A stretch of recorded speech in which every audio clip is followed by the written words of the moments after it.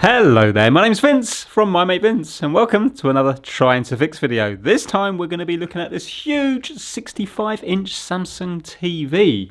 It's plugged in right now and sound's coming out of it. Hopefully you can hear that. But there's nothing happening on the display at all.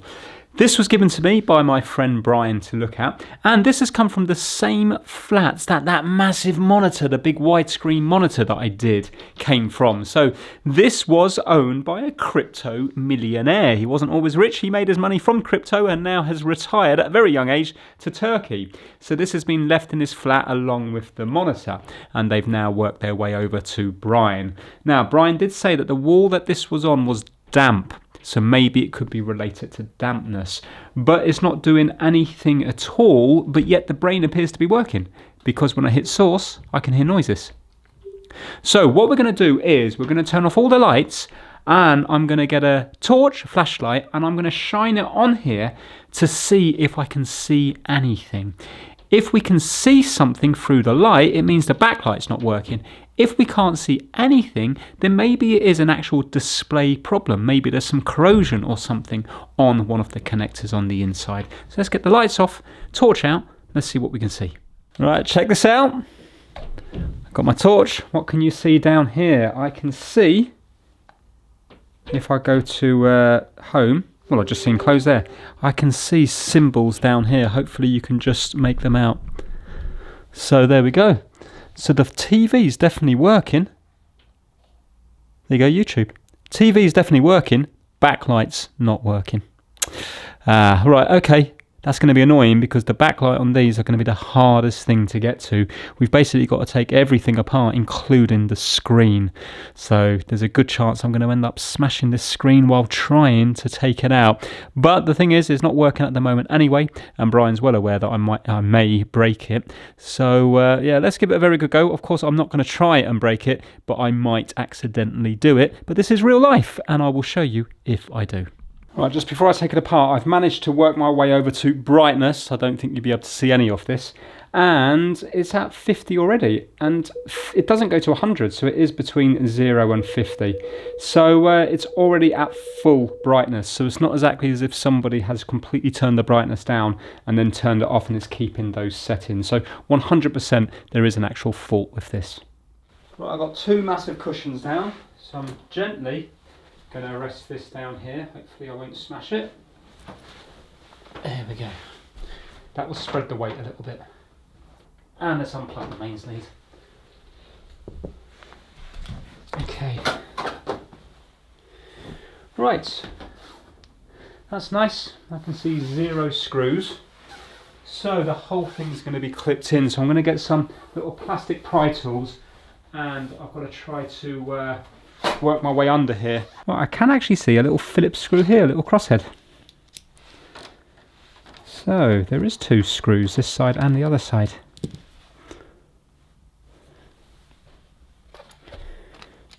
There's a little hole here as well, so I presume this is where you can start off.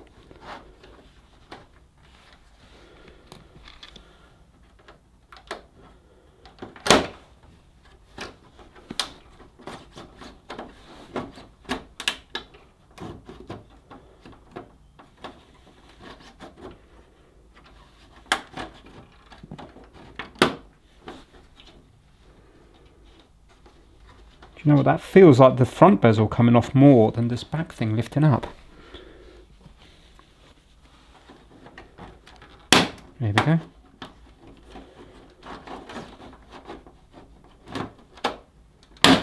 God, that sounds horrible.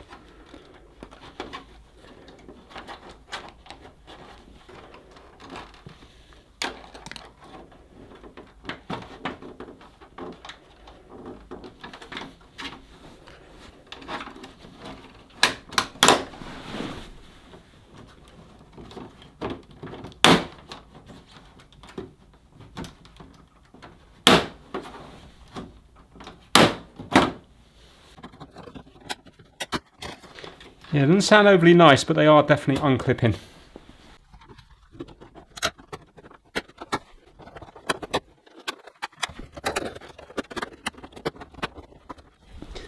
This is the opposite of satisfying. This is fear-inducing.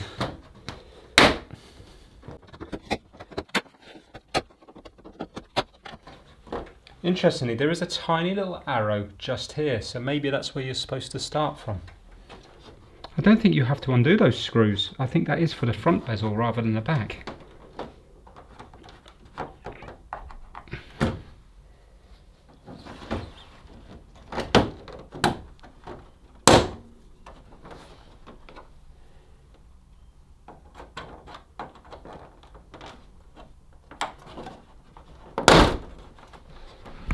I'd rather use my fingers.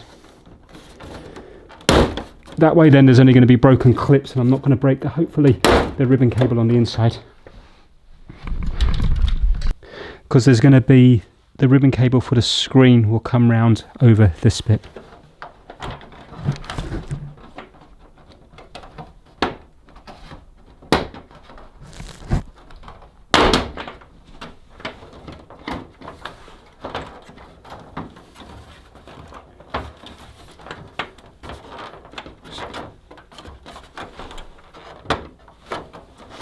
It's like it's been held in here somewhere. Yeah, I can see a clip. There's a clip under here on another bit of metal string. Maybe you have to take the strings out.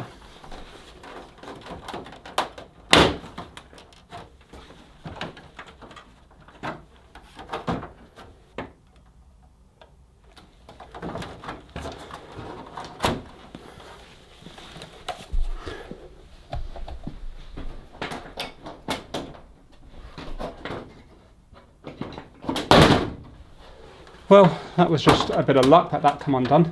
Basically, it was this catch here that was stopping that bit from coming undone, and then it just gave.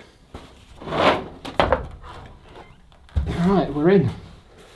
Well, ideally, I need to turn this. Round.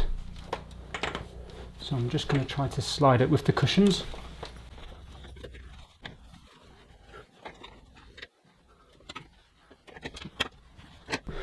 Right, so these are the metal bits here, you see. It's like a metal wire that goes down, and then the plastic just clips on each of them. So by putting this in, you're kind of breaking that off the plastic. It looks like I didn't break any clips though, so if I can fix it, it should be able to go back together. Right, I think I'm going to put the screw back in here for the time being. Okay, what we got? I'll tell you what we have. We have a PCBWay advert, of course. Now we have this here. Can you work it out? So you can only move one bit of PCBWay paper to make this sum correct. So 9 plus 2 does not equal 4. You can only move one bit of paper to make it correct. So take your time. You can pause the video right now and I will tell you the answer in a few seconds. So take as long as you need, but make sure you come back.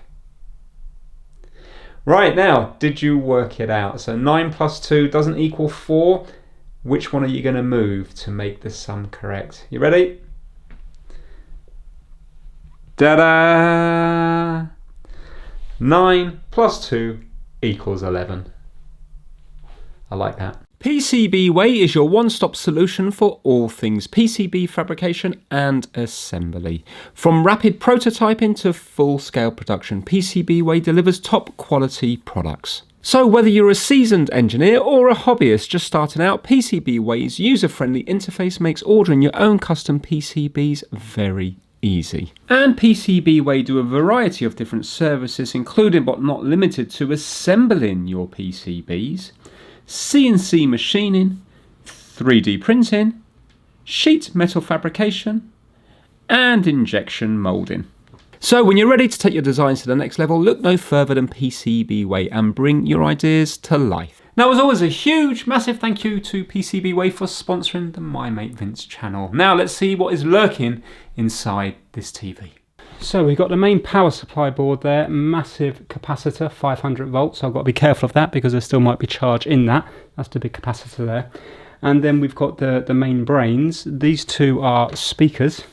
Now, beforehand there used to be a third board, like a T-con board, a timing controller board.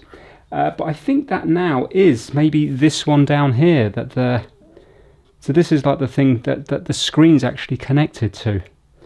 So I can see that there's a ribbon cable here. But the thing is, we know it's a backlight problem, don't we? Because the actual TV's working. So where's the backlight? Does it all run down this cable here? It must be, because there's nothing else connected, I don't think. That looks like it's for the on and off switch, and maybe the IR, the remote control. Speaker. Speakers are linked, so 4 wires from here, 2 for this and 2 for that. And then that's fed from the power supply. Okay. So I wouldn't even know how I would even test the backlight if I wanted to put voltage into it myself. I presume it's all running down here. Well, on the main power board, just here, got to be careful what I'm touching, I can see one that says BL, which is probably for backlight. But the thing is, so I suppose I need to find out, is that creating the voltage for the backlight? And then from there it goes into this board here, but that's the main power for this whole board. And then we've got speaker here. We've got another connection that goes just to here. I don't believe that does anything else apart from the IR and the on and off switch and stuff just down here. So basically, as far as I can see, the data and the power for the backlight must be going through this cable down into here. And I can't see anything on here that says backlight, and I can't see any markings here that says backlight. So I'm a little bit confused, and also I haven't got access to all the pins. You know, there's quite a few pins here that are going to be hidden. So if I unplug this here, there's pins on both sides, and I can only get access to those ones there. So I'm at a little bit of a loss as to how I can check to see if the backlight is actually, you know, if there's power getting down to here. So I've seen videos on TV repairs before, and basically often the LEDs are in series. So if one goes, I believe none of them work because they're in series. The path, so let's say if one blows open, the path's broken. So on some TVs I think they might be like half and half, but maybe with this one it's just one big series of LED lights. And then if one of them failed, the circuit can't get through, the power can't get through, so the whole lot goes. So realistically, I think I need to get to the LEDs. But what would be nice is if I knew what pins they were. It's just that they're so small. Let's rephrase that. If I knew what capacitor it was, I could go on there. And if I'm seeing like 100 and something volts, then I know that at least power's getting to the LEDs. But right now, I don't know if I want to get involved with the screen if, for example, this isn't creating the power for the LEDs. But although it's been in a damp environment, I can't actually see any problem here whatsoever. I can see little bits of dust and stuff on it, but yeah, I'm not sure. I'm going to have a close look at that and see if I can work out if there's any way, any test point or anything. Right, if I look at this power board here, I can definitely see LED plus and minus, and it also says discharge plus and minus. So what I'm wondering is, I'll zoom in and show you now, if I was to plug it in, and obviously be very careful and don't touch anything on the board with my hands, I wonder if I get my meter set to DC, my multimeter, whether or not I'd read like 100 volts or something on this LED. And that way then, that would suggest to me that it is generating the voltage. So I think I'd probably try to dismantle the screen to get to the LEDs. If it's not being generated here, maybe then it might suggest that there is a problem on this board. But what I'm worried about is maybe if it doesn't recognize the LEDs, because for example, pretend if there was a fault in here or a fault on the next board, maybe it wouldn't generate that 100 volts. I really don't know. Anyway, let me zoom in and show you. See these two big green resistors? See, if you have a look there, it says LED plus, LED minus, and then it says discharge minus, discharge plus, and there's two like kind of they're just off the camera there, there's two kind of like jump wires just here. So I'm going to plug it in and try to go on there.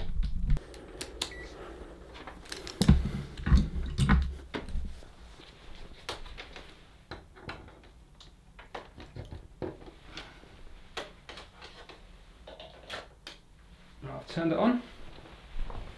Now I've got to get the remote control. Actually, I can see a red light just down here. I'm just going to turn it on down here.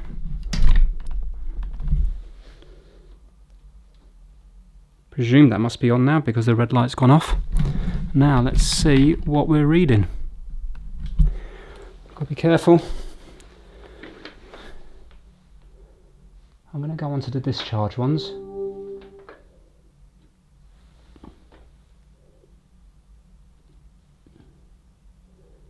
Wow, 287 volts. Okay, I'm turning that off. Oh, that's high. I think the LEDs have failed. Now, I know it's all pointing towards the LEDs having failed, but the problem is in getting to them, there's a very high chance I'm going to smash the panel on this or crack it. In which case, then it's going to be game over, because panels for these TVs will be more expensive than the actual working TV itself. That's if you can even find a screen for them. So what I'm going to do is, just in case, I'm going to pop out the speakers, I'm going to get the FLIR cam. I just want to run it across this T-Con board down at the bottom here, just in case there's some shorted capacitor or something which is stopping the LEDs from working. It's going to be a lot easier to do than take apart the screen to get to the LEDs. I'm going to plug it in again, and I've plugged in the little IR cable, but the speakers are disconnected. So let's turn it on, and get the FLIR cam on the go. Let's see if it's showing anything.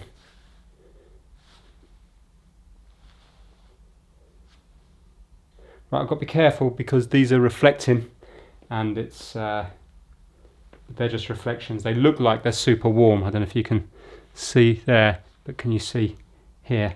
Look, it's just reflections. So I've got to ignore them.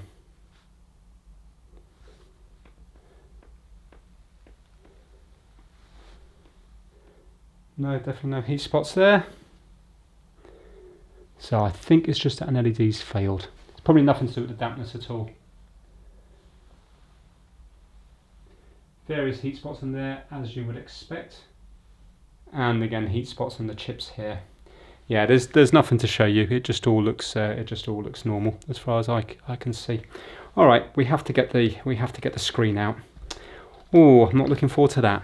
I'm going to unplug it, let it discharge for a bit, and then we'll try. Okay, wish me luck. Undo the two screws to begin with.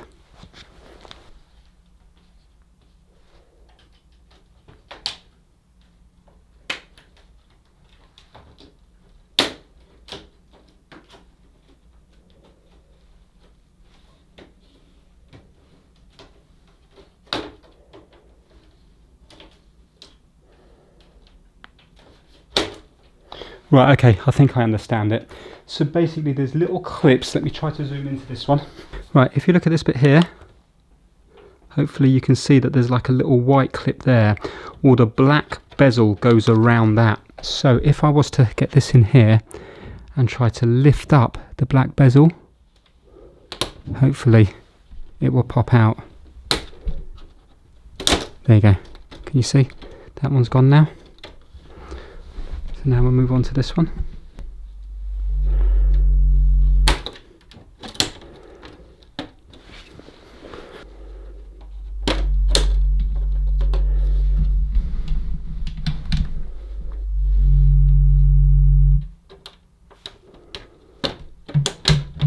To be fair, it seems to be coming out okay.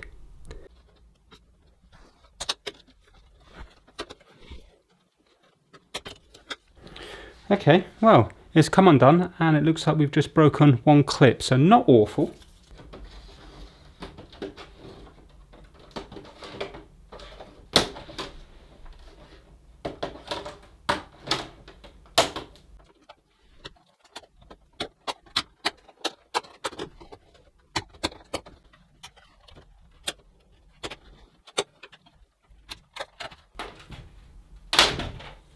Excellent, it's all come out. Oh, it's made out of metal. There we go. Right, next off I'm going to take off the tape because I want to make this board loose.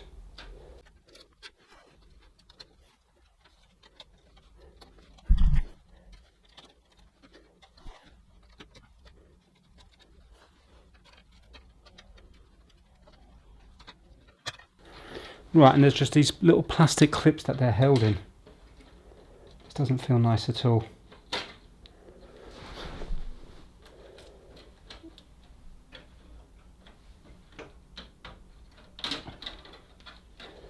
Right, we are, I think, free. Yeah. Okay. Wow.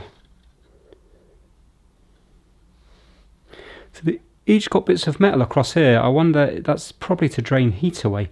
In fact, I can see burning on everywhere they've been. Look at the scorch marks. See, it's brown here, brown here. So yeah, there must be a lot of heat that goes in there. It's using the casing here as a heat sink. Right, I have got to try to lift this up and put it the other way around. I think I might get my son to help with that. Oh my, this is terrible, because look, the whole screen and stuff's out already.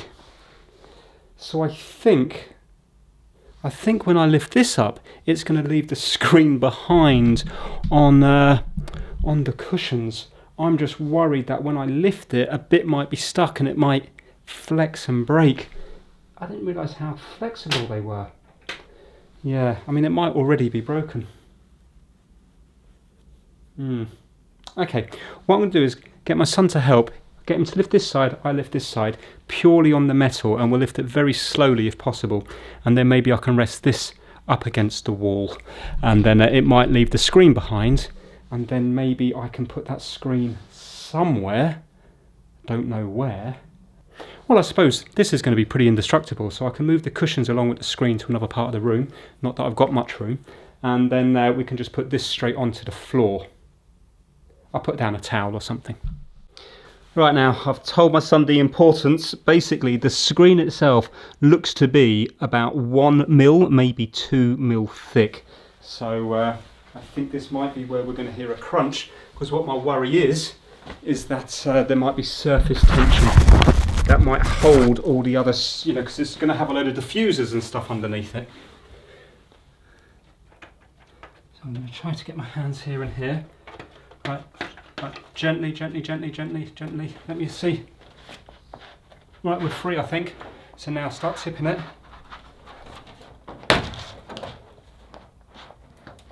Lift it higher, and down. Let's rest that against the wall. Right, so I think the diffuser's been left on, but this is the screen with all, no, leave all this, with all the other bits on it. So I've got to try to drag these cushions somewhere now. Right, actually that went a lot better than I thought.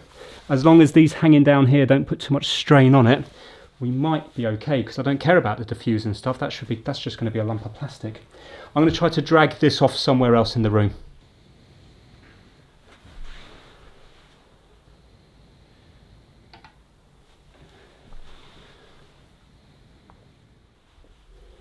So I'm just wondering about the components. I think they should be okay. So if you grab the bottom, we don't have to be so gentle now. If you grab the bottom, and here. Perfect, thank you. It's alright, that's everything. Yeah. That's everything, thank you.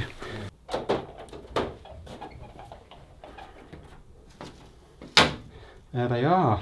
Right, I'm going to put a bit of sticker here because I don't actually know what's top and bottom, and I might end up putting it the wrong way because I've got to take this out. So this is screen side. So that's the bottom over there, so this is going to be top left.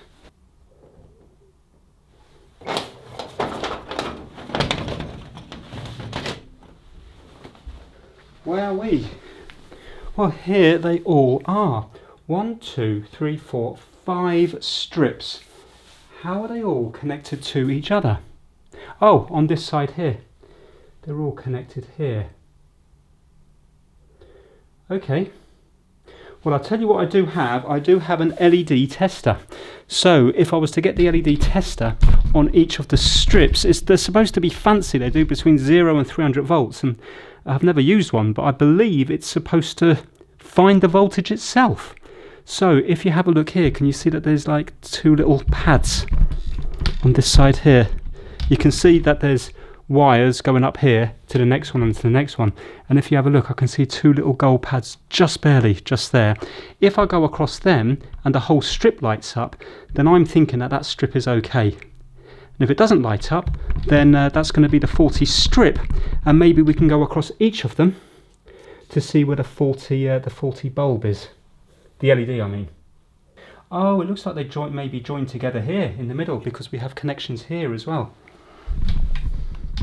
So maybe there's 1, 2, 3, 4, 5, 6. 1, 2, 3, 4, 5, 6. So it looks like they might be in strips of 6, and they have little connectors here to join them. You see there? So we should be able to go where they're all connected through.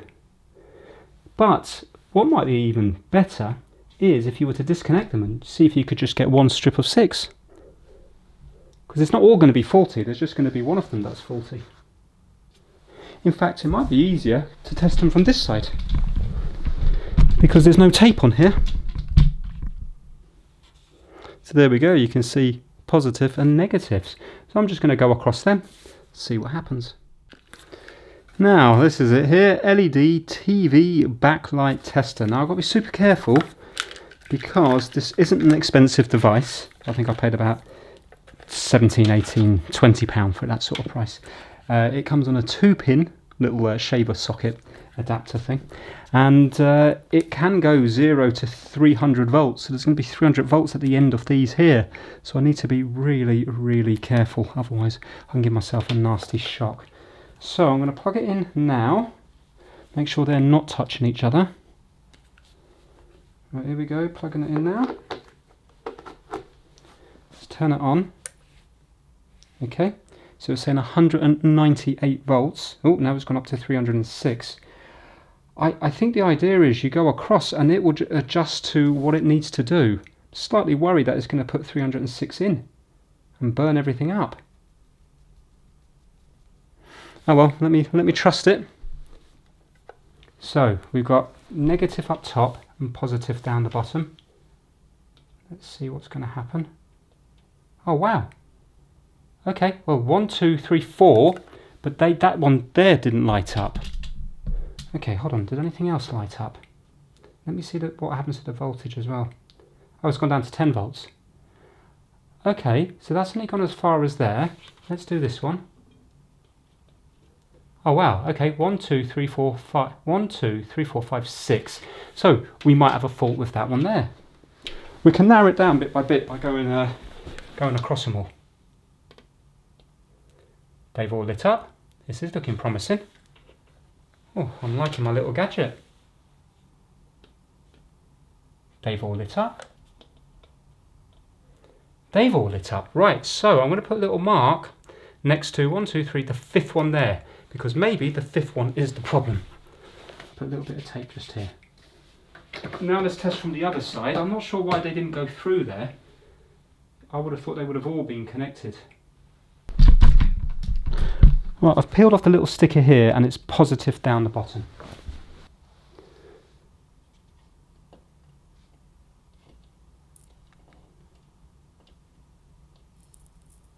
That's trying to light up everything. Well, they're not lit up there. Oh, that lights up the whole rail. Okay. I have to try to pierce through this one. Okay, that one's not lit up here. So maybe it's happy when a few are not working, but maybe when too many go, it stops. They're all okay. I'm loving my little tool. They're all okay. Okay, so that's all right. That's all right. Got 32 volts on it now.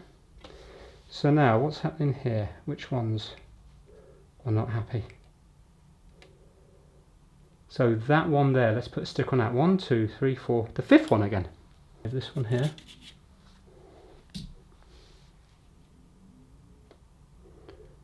They're all okay. Those not working here. 1, 2, 3, and that one there as well. That doesn't quite seem right. You would think that one would fail. That would stop the TV from working. And when I'm on there, it's showing 170 volts in this little thing down here. Because I suppose it's trying to power the whole thing. 140, 150. Right, okay, let's turn that off. Right, I'm not convinced that these are all actually faulty, but let's see. We know that this one lights up. So if I was to go to diode test, I want to see if there's any way I can get a reading. They've got these kind of plastic things on, so I don't really think I can get past them, but I just want to see if one's reading different than a faulty one. No, I'm not getting a reading anywhere there. I wonder how easy these are to take off. Wow, they're glued on good and proper. Okay, so they do come off with force. Oh, they're just where I was going on another. They're just glue points.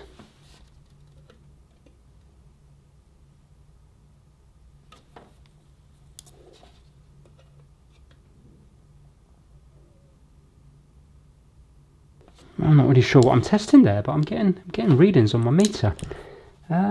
Okay, let's do this one here because this one definitely seems to be faulty in the line.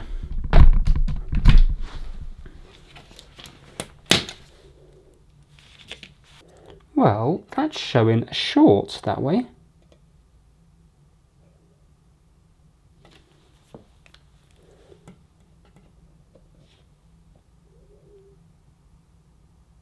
And a short that way. I'm going to go on to the one next to it, which is definitely lighting up. Interestingly, by doing that, it's lit itself up a little bit. Oh, look, it's lit up. Don't know if you can see that or not. So maybe my multimeter is enough to light them up. Look, can you see that? Okay. Yeah, it's definitely lighting up. Do you know what? We've still got voltage left in the capacitor, haven't we? No, we shouldn't have, because unless it's backfed into it. I'm going to take this one off as well, because I know this one's working. Let me see if I can light this one up. So it's black on the left hand side.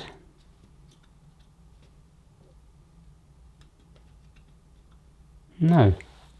Is that lighting up because it's just ever so slightly lit anyway? I mean, even now it's ever so slightly lit up. Maybe I should use my little tool, because I believe it should work with just one LED.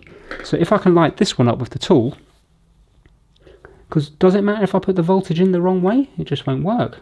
Is that correct? Well, I'll tell you what, let's see how this one lights up, but they might be wired differently anyway.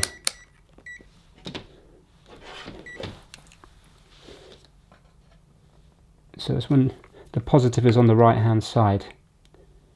Yeah, positive right. Let's give it a go. Right, here goes positive on the right hand side. Yeah, 2.1 volts. So we can know that's working. We know that's working. Right, that one's definitely not working. Okay, so we definitely have a fault on that one. So let's go across the others. This tool's amazing. It goes all the way down to like, it was like 2 volts on that. Now let's see if this one's working. Not sure how I'd do this if I didn't have the tool. Right, that's not working. So if I was to put that the other way around, it shouldn't affect anything, should it? Because it's dead anyway. Yeah, okay, so that one's definitely faulty. Let's go over here. That's not working.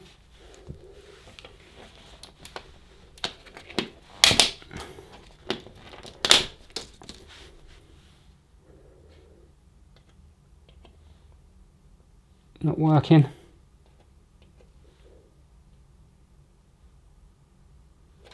Weirdly, that's up at 100 volts. Yeah, not working. Okay, take this one off here. So maybe I do have all those faulty LEDs.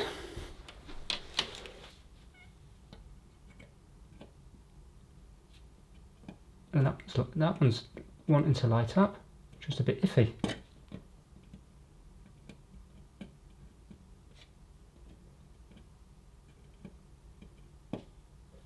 That's strange. It wants to light up, but you have to kind of scratch it.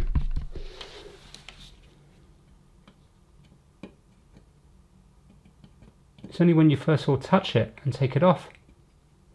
Let me go the other way.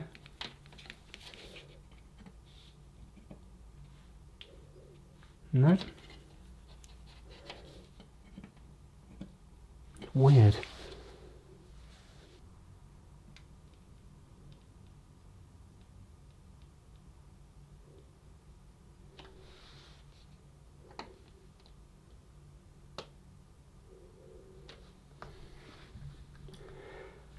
Okay, well, the only thing I can think is that we really do have 1, 2, 3, 4, 5, 6 faulty LEDs. But that is really strange because unless it's an accumulation of things, maybe it can cope with 4 gone or 5 gone, but maybe when it gets to the 6th, it cuts it. But if they're all in series, you would think as soon as one's gone that it would stop working. Unless, of course, somehow it's deteriorated more and more when it's just been sat there on the wall. So that means if I was to replace just these ones, maybe tomorrow or the next day, maybe that one would go, or that one would go, or this one. So I'm not too sure. So I know the correct thing would be to replace all of them, but I'd quite like just to replace the faulty ones. I think it would be more interesting for the video. I'm trying to work out where are these connected to. So I've just peeled back this little bit here, and I can see that this one's connected into here and into here and up there. Those two are connected. And then they go off down this cable here. So it looks like the cable goes across the middle somewhere and disappears somewhere around here. But yet when I look on the other side around there, it looks to be underneath that board. Do you know what? I can see a connector there. Let's, before we go any further, let's take off that board. That's the connector that goes to the backlight. I'm sure of it. If you have a look, well, you'll see it in a minute, but there's a connector just here. I think that goes off to the backlight. That's where it's fed from. It's fed directly from the power board. So this looks like the connector just here. So how's this held in? I don't believe it. There's no screws. Oh, it's a lock. There's a lock here. Certainly not straightforward. Can't even work out how these locks work. I think, do you have to lift them up from here?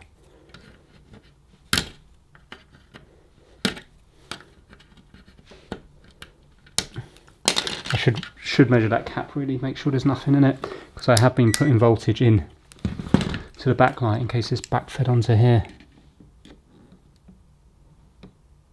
No, we haven't even got 1 volt. Yes, that's safe to work on.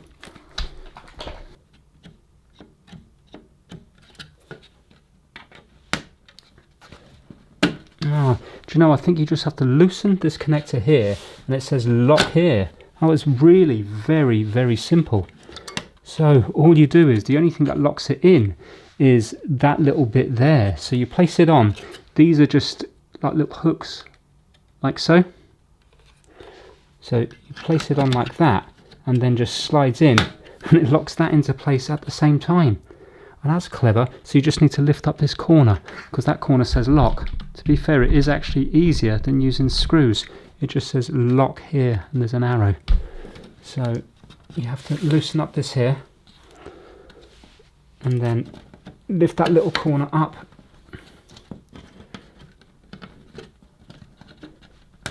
Whoa, like so. Just like that. Right, okay. I'm very curious. I know the fault's on the LEDs, but I'm very curious why we've got so many pins if there's only 2 wires. So, and also I'm confused as to why we've got so many LEDs out.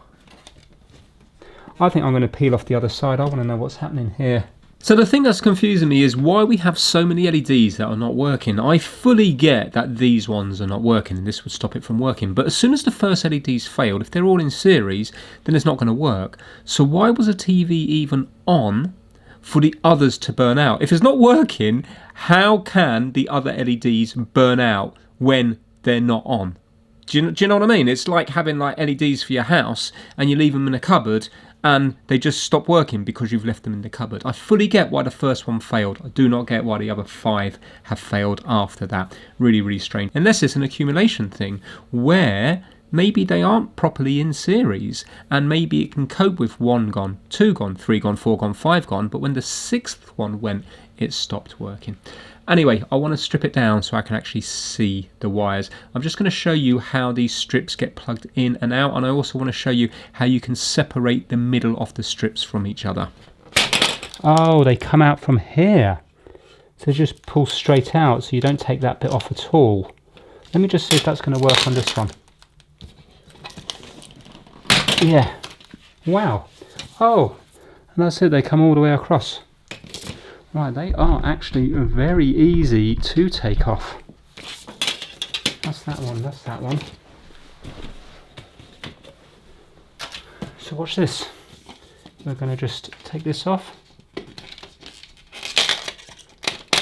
And then lift it up and go over. Oh, there we go. Oh, and the 2 halves come off lovely and easy as well. Check this out. So that's the connector in the middle there. All you have to do is get your thumb on these prongs and push them this way, and then it just slides out. And then they just click in, like so. So it's actually easier to just replace the whole strip rather than soldering on and off LEDs. I'm going to test each of these in their own right now while they're not connected to anything else, in case there was something else putting a fault on them. So we've still got 1, 2, 3, so there's still 5 faulty ones on that one. That's all good. 1 faulty one on that one, and that's all good. That is a fantastic little tool, that. Do you know what? Maybe I'll link to it. You're going to think that I'm doing this now on purpose, but it is a good tool. I read reviews and somebody said watch Big Clive's video on it. I haven't yet. I don't know actually how safe it is, but if you're careful, it certainly seems to be working okay. But I wouldn't, you know, I'd never leave this out plugged in or anything, because somebody, I think, could get a nasty shock from it. I just want to see what's happening underneath here.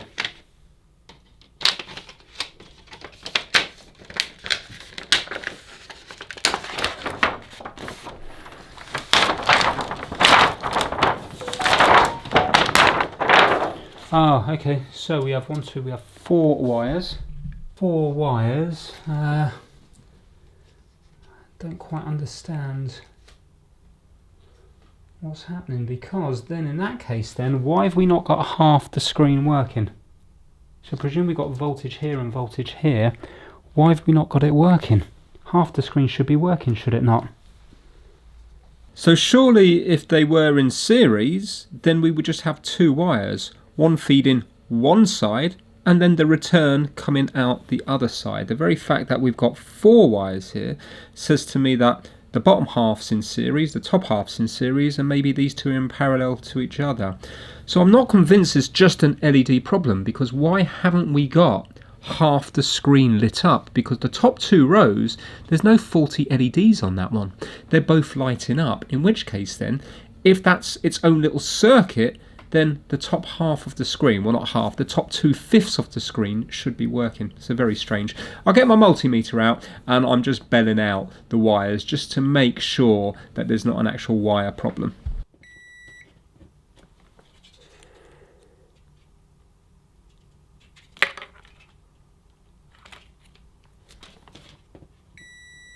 Yeah, annoyingly, they are all actually working.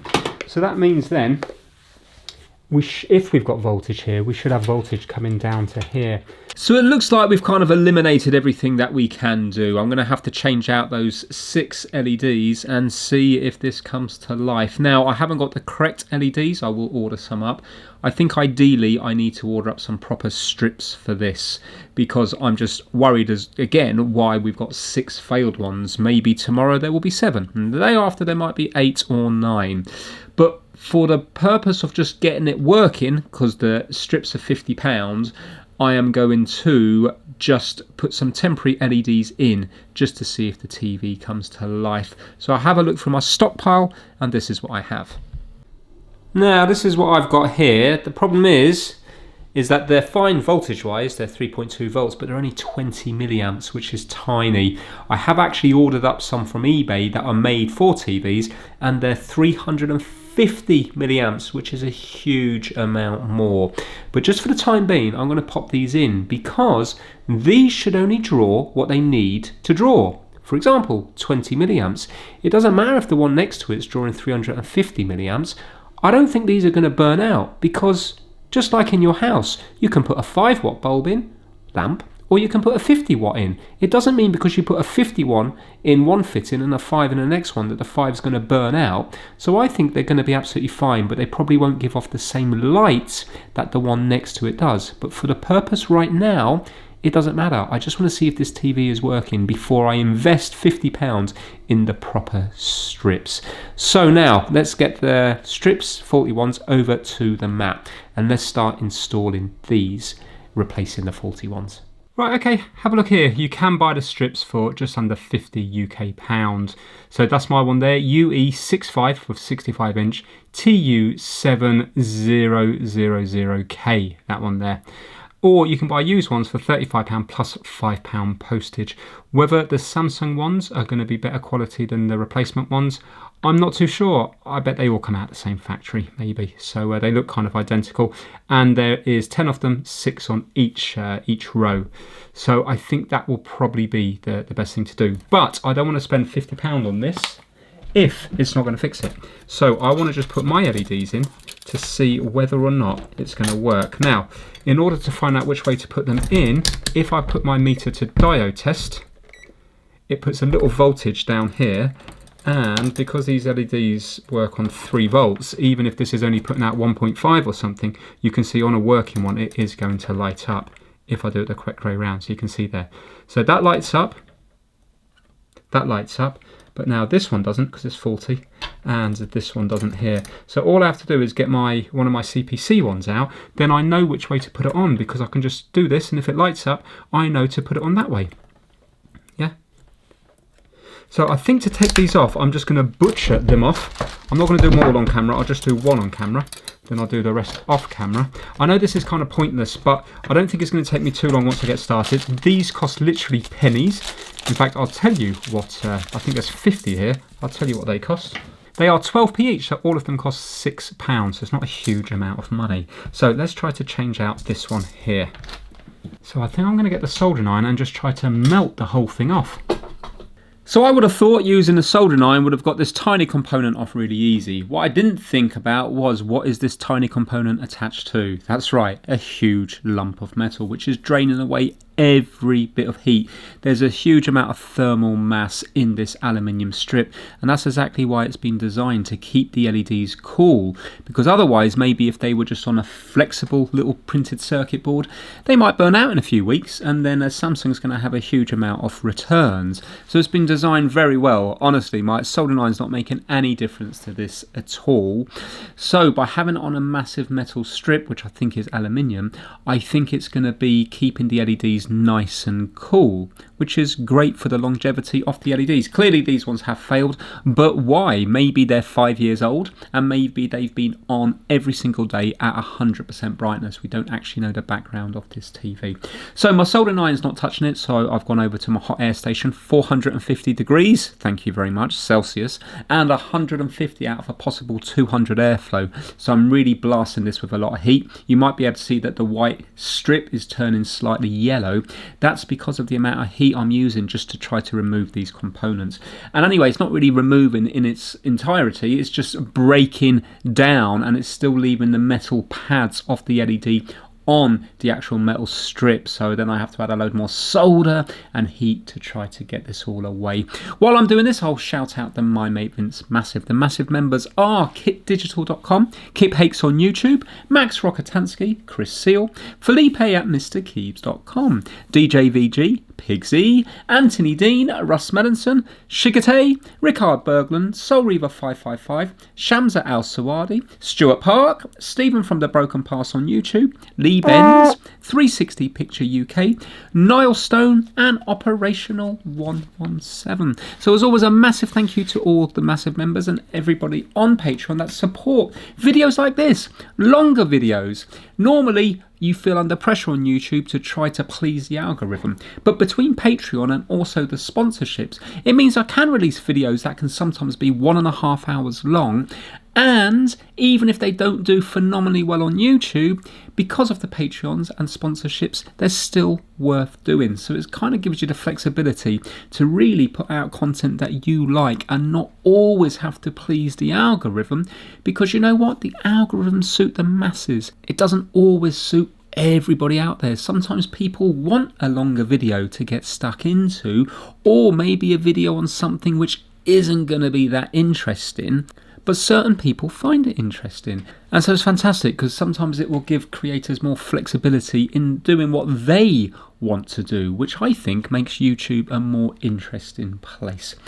Anyway, we're going to be putting on our little CPC underpowered LED lights. Again, must stress, just for testing. And I'm just using my multimeter to make sure I know which way to put them on. And yeah, they're nice and easy to solder in place. Well, they're not easy because the thermal mass of the metal strip is still draining away all the heat. But it is possible to do, especially when you use leaded solder, because it melts at a lower temperature. Anyway, the LED is finally on. Let me show you it working with the multimeter, and then we have another 5 to do. Well, certainly not the nicest, but remember, this is only temporary.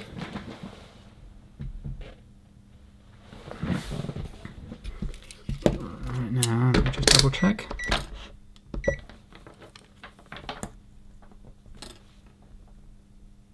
So if I was to go here and here, that should light up. And if I was to go here and here, that should light up. Or there. Excellent. Right, let me take that one off. So all the others are a lot easier because the first one's always the hardest. I just kept the heat on for longer and I didn't have to use the tweezers quite so much. I was less nervous because a big lump of aluminium isn't going to burn away to nothing.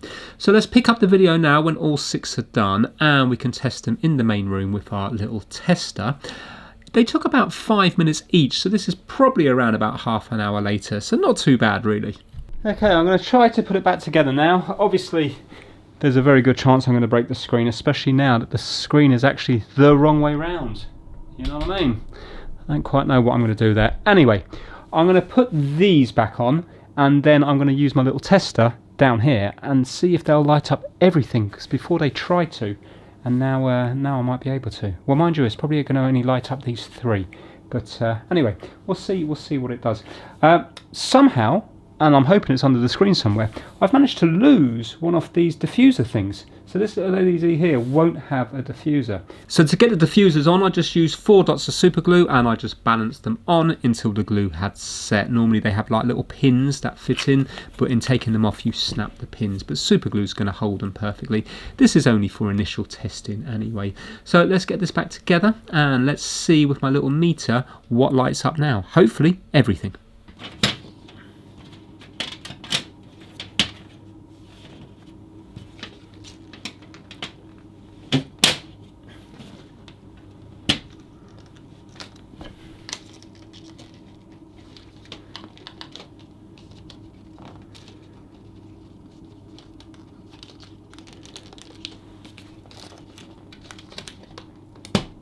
Ah, it's got to go in more. Didn't quite have it over far. Ah, Jesus Christ. Oh, I got a right shock there. And look, I've been unplugged for the whole time I've been doing the soldering. Wow. Just shows you that was the capacity. Did you see the lights light up there? Ah, it's got to go in more. Didn't quite have it over far. Ah, Jesus Christ. Oh.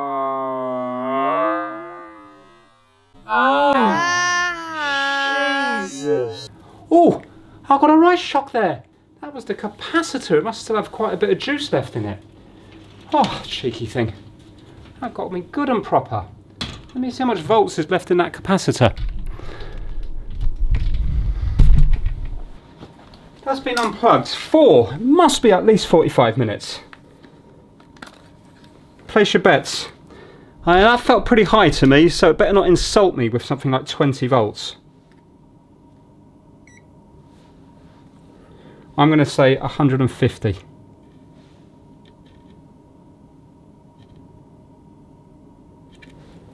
Nothing there now, probably because it went through me. No, wow, 238 volts on the LEDs. 238 volts. Isn't that interesting? So the capacitor itself hasn't got anything, but here we've still got 230 volts. No wonder I felt it.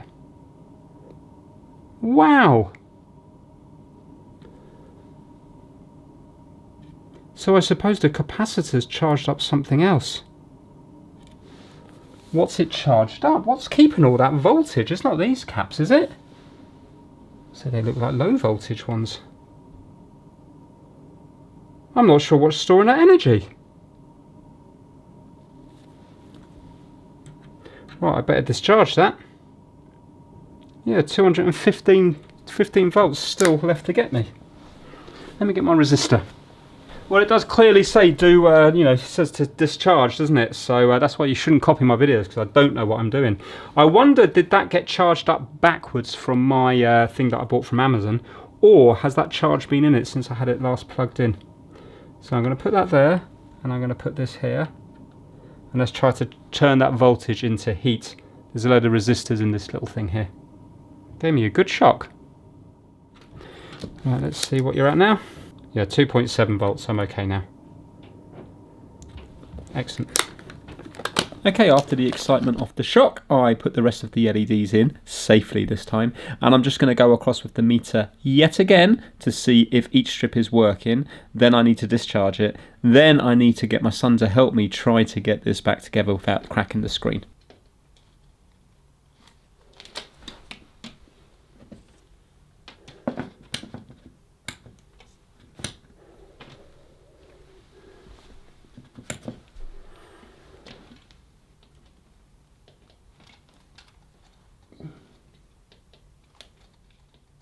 Right, that's not lit up, it's not happy for some reason. And they're all lit up, so why are you not lit up there? What's the matter with you, I wonder? Right, they light up there. Do these light up? That's weird. Okay, so the fourth strip up from the bottom for some reason is not lighting up at all, yet we know before that that strip was working perfectly.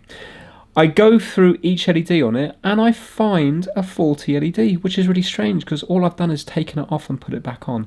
Unless, of course, by taking it off I might have bent the little rail ever so slightly, you know, the strip, and maybe the soldering's a bit iffy on it. Anyway, the video's starting to drag a bit, so I take this strip over to the blue mat. I replace the faulty LED, and let's pick up the video now when another LED's been replaced. So this is the 7th one that's been replaced. We had 6 faulty LEDs, now taking them off and putting them back on again, we found a 7th faulty LED, but this might have been man-made by me physically manhandling the strips rather than the LED failing in the meantime. Very hard to tell because 6 have failed already for some reason. One new underpowered LED later. Okay, at this moment in time all the LEDs are working, but I can only do them one strip at a time because I'm not on the wires on the other side. They're all working. They're all working. They're working. The dodgy one is no longer dodgy, that's now lighting up. And the last one is there. How long are they going to stay lit up for? I have no idea. Right, I've got to be quiet now because I'm in the main room. It's 11:15 and people are in bed.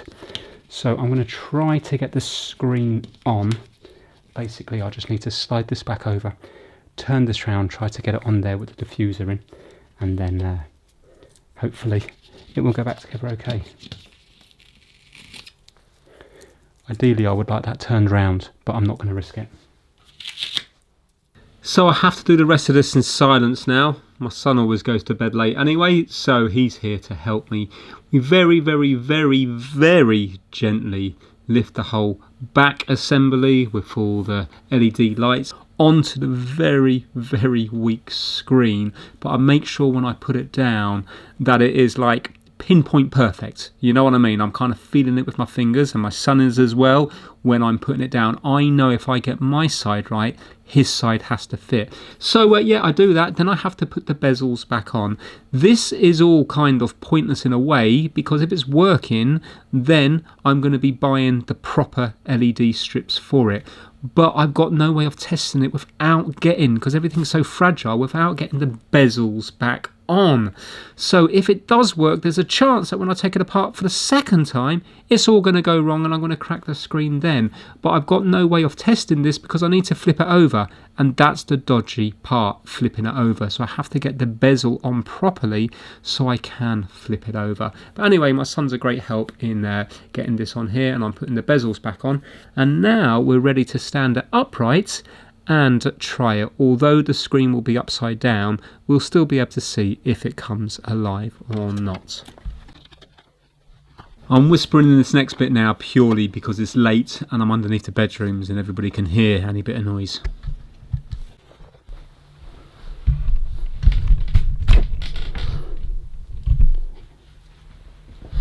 Fingers crossed.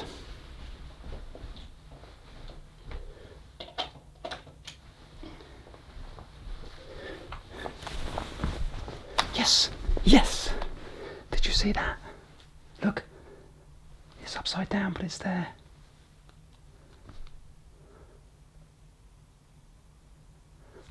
Yes.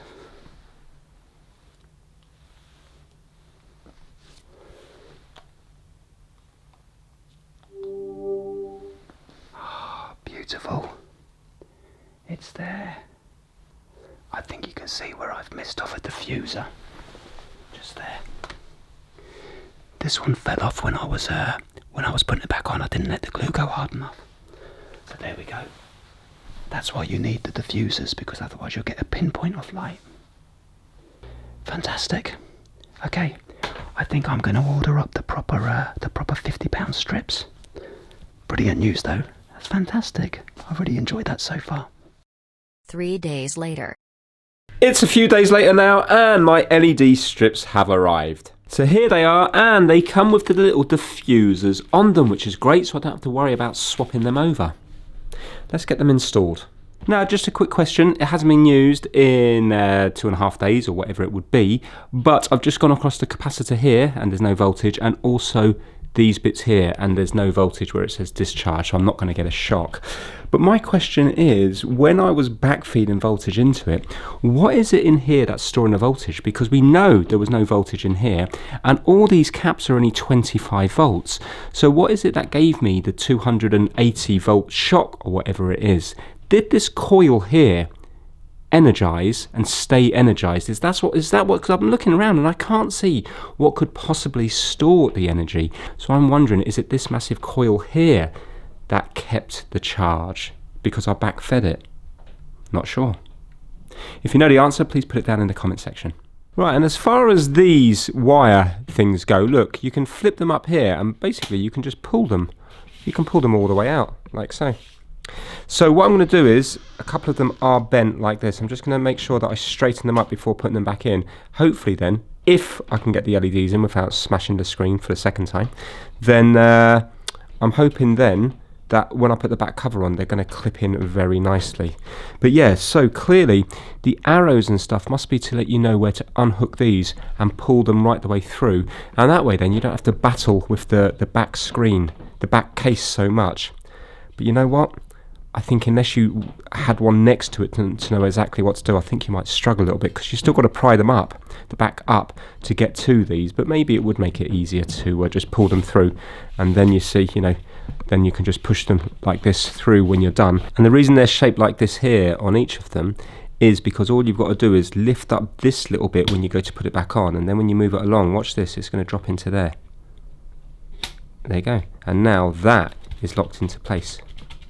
And interestingly, they seem to have put blue marks on them here, here, and also here. This one's on its own.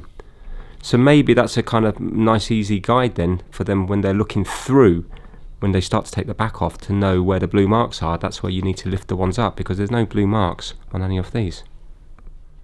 So I have to take off the bezels again. I have to take the screen off again. I do a rinse and repeat of what I did last time, because you know what? If it worked once, I'm not going to try anything different. And then I have to take out all the old LED strips and I put in the new LED strips.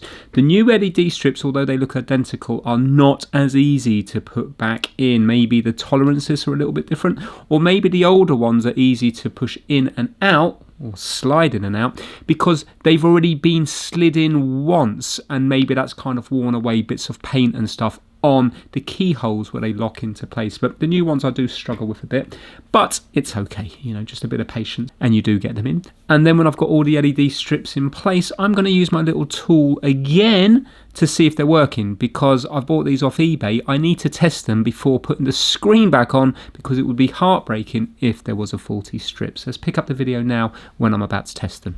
Okay, I've got my electrocution device back again because I don't know if these LEDs are working. So I'm just going to go across them and see, hopefully they'll all be lighting up. Yes. Fantastic. Yes. Yes. Yay. Brilliant. They're all lighting up. Right. I'm going to put this back together. Right, I've just discharged it again because I was using the LED tool, so it would have backfed into here, and I have no voltage here or no voltage here, so I'm unlikely to get shocked again. So now I've got to get this onto this, put the bezel on, fingers crossed it will go well like it did last time. Right, there was a few worrying moments there, but I've managed to get the bezel round. I just need to do this last bit now. So we're close, but I don't think I've broken anything just yet. Try to feed this under here.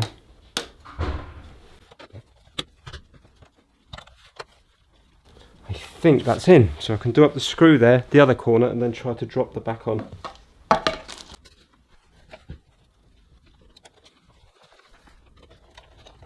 Okay, that's bezel back on, screwed in, all the connectors put back where they should be, and the tape put over them and stuff. All these bits are taped back on. So we're ready for the back to be put on. I hope it goes on nicely.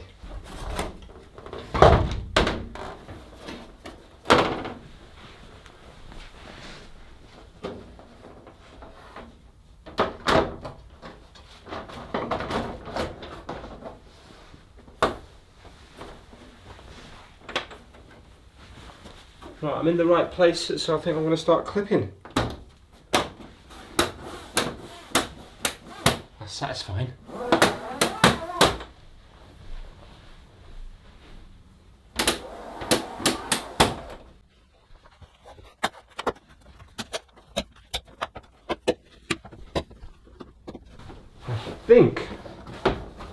I think we're in.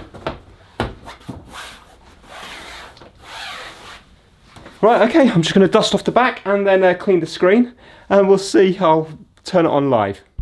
Right, I've given the screen a nice good clean. It looks immaculate. There's no scratches or marks on it at all. So we're going to plug it in.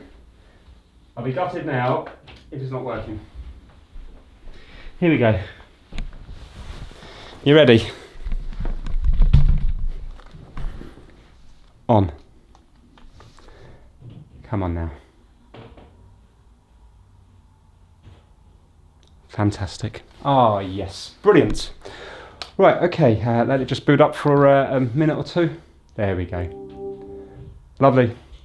And I can't see any dark areas of the screen, you know, or light areas of the screen. I can't see any pin kind of point LED where the diffuser is not working properly.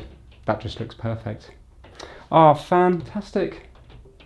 Right, I am going to just connect it to my Wi-Fi and then maybe end the video going onto YouTube or something like that. Right, my wireless connection is successful. Do you know what I'm going to do? I'm going to turn down the brightness on this TV, because apparently that's why they're failing, is because the brightness is up to 100%, or in this case 50. So I'm going to turn it down halfway. The thing is, I thought modern TVs did it via how light or dark the room was, but this one was at 50. Right, brightness is at 50 right now. I think 25 is good enough. Right, there we go. My mate Vince on YouTube here. So it appears to be working fine. I definitely noticed it seems a lot slower than, for example, my Samsung TV. I bought one a few months ago, so it's a 2024 model, while I think this is 2020. And you really can tell the difference. This is a lot slower to move around. For example, when I want to get on YouTube, I go to the right, and then often it will go one past it. And then I think, oh, okay, I go to the left, it doesn't go, and then I'll go again, and then it jumps twice because it's just slow. So you definitely have to be more patient on it. But yeah, so there you go. Can you see there? It didn't. To be fair, that's working okay.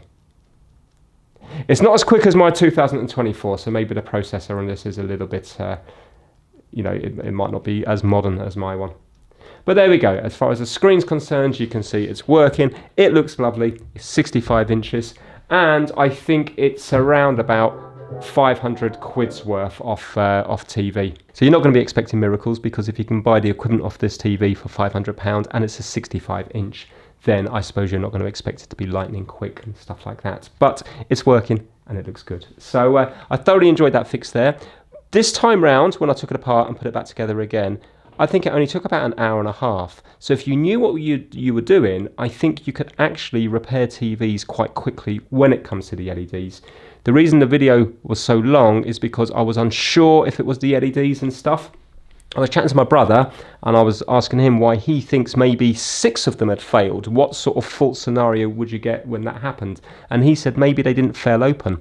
Maybe the first 5 failed shorted, and then the 6th one failed open, and that's when the TV stopped working, because you probably wouldn't notice if there was an LED gone there and 2 gone there. There might be a bit of a dark patch on the screen, but you might not really notice because the light is being diffused all over.